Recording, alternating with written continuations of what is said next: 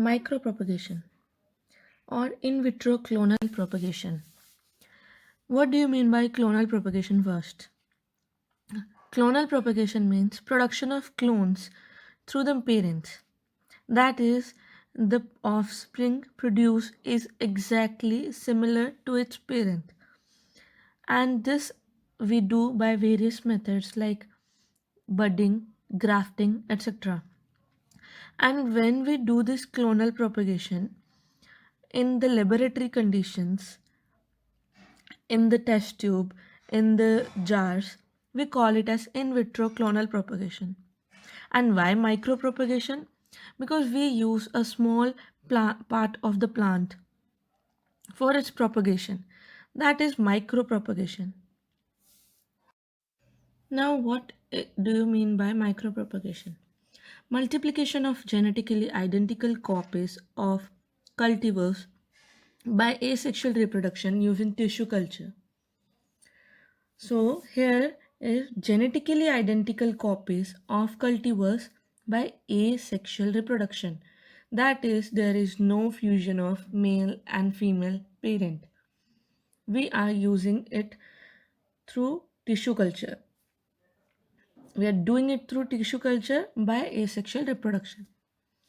Now, what is the need for micropropagation? To get large number of plants, you must have heard about banana, fig, chrysanthemum. They produce little or non-viable seeds. They basically reproduce vegetatively, and there is not enough population through that. So we go for micropropagation of such plants. The second one is to maintain interspecific hybrids. When we go for interspecific crosses, the hybrids we got are sterile, and to maintain them by sexual reproduction is not possible as they are sterile.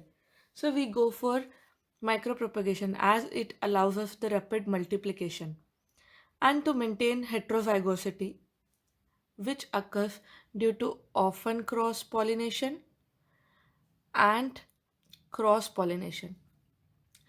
And then comes this less cost of cultivation for large scale of production.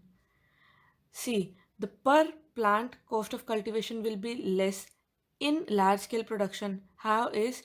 Because of multiplication in geometric method like this. One plant will be producing many plants further, and it goes on increasing and increasing, which decreases our cost of cultivation. The first time micropropagation was done by George Morel in 1965. He did the shoot tip culture of Cymbidium orchid. The term micropropagation was given by Hartmann and Keister in 1968. Remember this thing that the first micropropagation was done by George and the term was given by Hartmann and Keister. So there is a thing regarding orchid. You must have heard that orchids are largely produced using tissue culture. There is a reason behind that.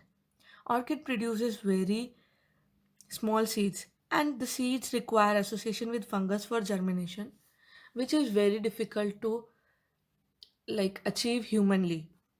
That's why we go for its micropropagation. The major benefits of micropropagation are: first is rapid multiplication, that we have seen earlier also. Second is healthy plants production, because our in vitro clonal propagation will be carried out in complete controlled environment and under complete sterile conditions, which will make our plants healthy and disease free. And the third is multiplication of sexually derived sterile hybrids. Types of explant: apical meristem, shoot tip, axillary or terminal bud. In this diagram you can see that this part are the leaf primordia and in center exists our apical meristem. This is very small and very difficult to dissect. Its size ranges 0.2 mm to 2 mm. The main advantage of using apical meristem is it doesn't contain any virus, and its controlled and faster multiplication makes it devoid of virus. But in viruses like chrysanthemum stunt virus, this cannot be eliminated along with the meristem culture. So we have to go for the use of viricide along with either phototherapy, chemotherapy, or thermotherapy. The second one is shoot tip. You can see in this diagram, and the axillary and terminal buds. The advantage of shoot tip is its size varies from 2 mm to 2 centimeter. As compared to apical meristem, it is easy to dissect. Plus, it has more survival rate and more growth rate. Whereas apical meristem contains very slow growth and it has less survival rates.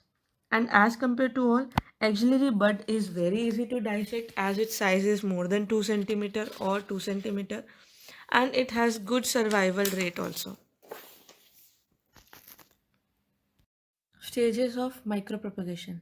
So basically, there are 5 stages. Initially, they were defined by Murashige in 1978, and he defined 4 stages: stage 1, stage 2, stage 3, stage 4. Later, Deberg and Mean in 1981, they introduced stage 0, which is said to be very essential for micropropagation. So, what if this stage 0 is selection and maintenance of mother plants or the stock plants? Will bring elite or superior plants to the glass house and maintain them in the aseptic condition, that is disease free. After stage 0, we go for stage 1, that is initiation of aseptic culture or establishment of explants. We'll take our explant, we'll sterilize it, and we'll keep it in initiation media which has been already autoclaved or sterilized. The most commonly used initiation media is MS media, along with lower levels of cytokinin. Later comes stage 2, organogenesis, where we go for shoot multiplication. Here we use growth regulator cytokinin or zeatin in amount 2 to 3 milligram per liter. And later comes stage 3, rooting. So here one question arises is why we don't go for rooting first and then shooting. So what happens is we have to go for subculturing. That is, after taking one X plant, when we keep it in initiation media, it starts growing. And while growing, it needs continuous amount of nutrients. So, in the already present media, the nutrients exhaust. Therefore, we have to change the media. This continuous process of changing the media and the transfer of shoots in new media is called as subculturing. If first we go for rooting and later when we go for shooting and we go for subculturing, the roots will deteriorate, their growth will they will get damaged and the plant growth will deteriorate. That's why, and it will be difficult for the roots, for us to remove the roots from the media. That's why we go for shoot multiplication first and later for rooting. So one thing to remember is the number of times allowed for subculture is 6, that is maximum. So we cannot go for more number of subculturing. We have to go for subculture till the point no somaclonal variation is observed. And then comes our root initiation, stage 3.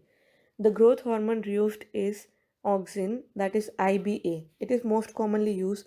Along with this use, we have to go for creating stress conditions by reducing the nutrient media like 1 by 2 ms, then 1 by 3, then 1 by 4, along with the addition of growth regulator.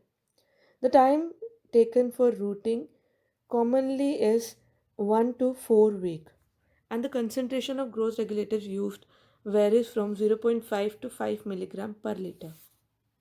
Now our last step is acclimatization or hardening or deflasking. So there is a drastic change of environment between laboratory and field. When we take our plant from laboratory to field, the plant will undergo change of environment and it will be sudden. So to prevent that shock for the plant, we go for stepwise hardening. That is, first we will remove the plug of the test tube or cap of the bottle and keep for 1 to 2 days. Then we'll move it to greenhouse or mist chamber and keep there for 1 month. And then we'll transfer it to the shade house or net house for 1 month, and then we'll keep it outside the net for 1 week. Then we will take our plants to the field. This stepwise procedure of hardening will allow the plant to survive the drastic change in the environment. The media used for hardening is cocoa plugs. So these are known to have very high survival rate, that is of 99%, and these keep the plants alive for 3 months. These cocoa plugs are also known as jiffy plugs. Whereas traditionally we can use the mixture of cocoa peat, vermicompost along with supply of nutrient sprays. So this is a brief introduction of micropropagation. There is more to know and we will discuss it in further slides.